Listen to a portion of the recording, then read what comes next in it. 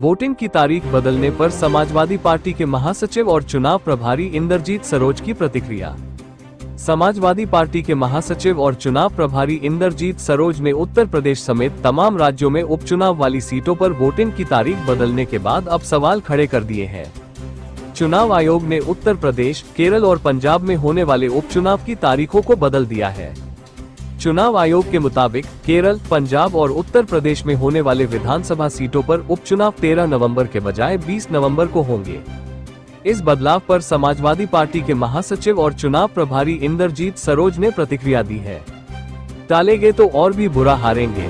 पहले मिल्कीपुर का उपचुनाव टाला, अब बाकी सीटों के उपचुनाव की तारीख टाल दी। भाजपा इतनी कमजोर कभी न थी। दरअसल बात यह है कि उत्तर प्रदेश में महा बेरोजगारी की वजह से जो लोग पूरे देश में काम रोजगार के लिए जाते हैं वो दिवाली और छठ की छुट्टी लेकर उत्तर प्रदेश आए हुए हैं और उपचुनाव में भाजपा को हराने के लिए वोट डालने वाले थे। उन्होंने कहा जैसे ही भाजपा को इसकी भनक लगी उसने उपचुनाव को आगे खिसका दिया, जिससे लोगों की छुट्टी खत्म हो जाए और वो बिना वोट डाले ही वापस चले जाएं। ये भाजपा की पुरानी चाल है। समाजवादी पार्टी के महासचिव ने कहा उपचुनाव के मतदान की तारीख बदलकर 20 नवंबर कर दी गई है। कहीं न कहीं हलचल मची हुई है। तारीख बदली गई है, ये क्या कहेंगे, किस रूप में समाजवादी इसको पार्टी किस रूप में देखती है? क्या प्रचार का समय में? देखिए, जब से भारतीय जनता पार्टी की देश और प्रदेश में सरकार आई है, सारी संवैधानिक संस्थाएं उनके हाथ में चली गई।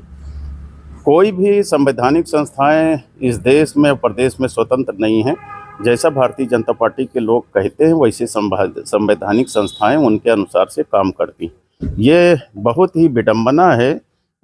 ये तारीखों का पहले सोच विचार करके जो है ऐलान करना चाहिए था।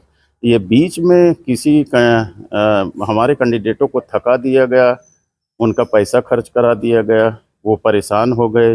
चुनाव जो है बिल्कुल आसमान पर तन गया था। उसके बाद भारतीय जनता पार्टी के कहने पर चुनाव आयोग तारीखों का में बदलाव कर दे, ये सरासर अन्याय है, गलत है। लेकिन मैं इतना बताना चाहूँगा कि जनता अब तैयार हो चुकी है। भारतीय जनता पार्टी चाहे जितने हथकंडे अपनाए, वो समाजवादी पार्टी को भारतीय जनता पार्टी हरा नहीं सकती है। अब आने वाला कल समाजवादी पार्टी का। मतलब इसमें बीजेपी की साजिश नजर आती है? ये बीजेपी की साजिश एकदम है, जो है पूरा देश जानता है। बीजेपी जैसा चाहती है, चाहे ईडी हो, चाहे सीबीआई हो, चाहे इनकम टैक्स हो, सारी संवैधानिक चुनाव आयोग हो, सब उनके हाथ में खेल रहे हैं एक तरफा। और ये जनता भी जान चुकी है कि भारतीय जनता पार्टी जैसा चाहती है वैसा करवाती है। संवैधानिक संस्थाएं स्वतंत्र इस देश में नहीं रह गई। क्या प्रत्याशियों का किस तरह नुकसान या फायदा नजर आता है? अब प्रत्याशियों का नुकसान है। भारतीय जनता पार्टी वाले अब इतने जोर शोर से नहीं लगे थे जितना समाजवादी पार्टी के लोग लगे थे। हमारा चुनाव चढ़ चुका था और जीत के कगार पर हम लोग थे, लेकिन हमारे कैंडिडेटों को थकाने के लिए, हमारे लोगों को थकाने के लिए और पैसा जो है बर्बाद कराने के लिए, क्योंकि भारतीय जनता पार्टी के पास इस देश में सबसे ज़्यादा रुपया आ गया है, तो रुपया के बल पर चुनाव लड़ रही है।